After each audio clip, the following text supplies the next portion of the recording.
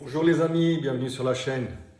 Alors, quelques news concernant le Juventus Training Center, des bonnes et des mauvaises, et un autre point concernant le ranking UEFA.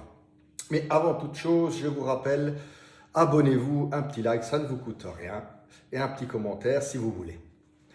Donc voilà, je vais commencer par le point ranking parce que j'ai pas mal de messages en privé qui me disent oui, mais c'est pas grave, la Juventus se qualifiera quand même pour la prochaine Ligue des Champions grâce aux 5 places. Eh ben, je ne sais pas si vous avez regardé le dernier ranking UEFA et suite au match qu'il y a eu mardi, mercredi et jeudi, aussi bien en Ligue des Champions qu'en Coupe d'Europe. Coupe UEFA, pardon.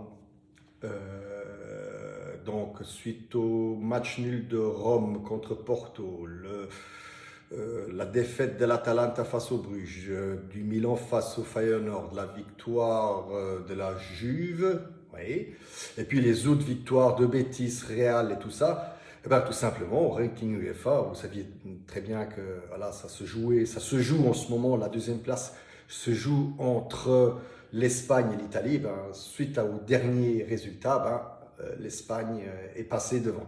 Donc pour le moment, c'est l'Espagne qui aura les 5 places la prochaine année. C'est toujours ce que je vous ai dit, il faut viser la 4e place parce que la 5e place, elle n'est pas du tout garantie cette année. Voilà. Un autre, donc, le deuxième point que je voulais discuter avec vous, commenter avec vous, c'est les nouvelles du Juventus Training Center. Donc, première bonne nouvelle, hier Cambiasso est retourné, enfin, s'est entraîné avec le groupe.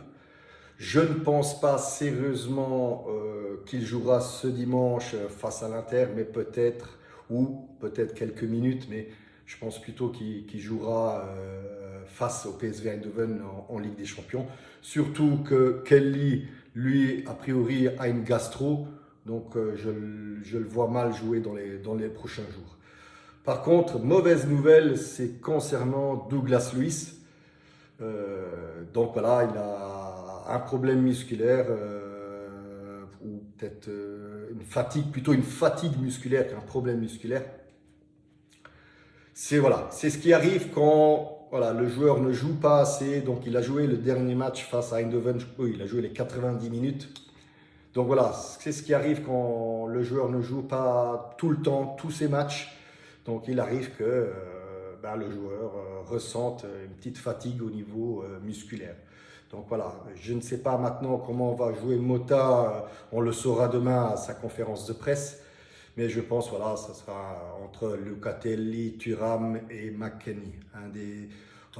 Avec peut-être Koppmeiners, soit ce que je n'espère pas derrière Kolo Muani, enfin derrière l'attaquant. Mais voilà, on verra bien demain ce que nous annoncera Mota. Voilà, ça c'était les dernières news que je voulais partager avec vous. Je vous rappelle encore une fois, abonnez-vous, un petit like, c'est gratuit, ça ne vous coûte rien. Et surtout, commentez en bas. Merci les amis, ciao!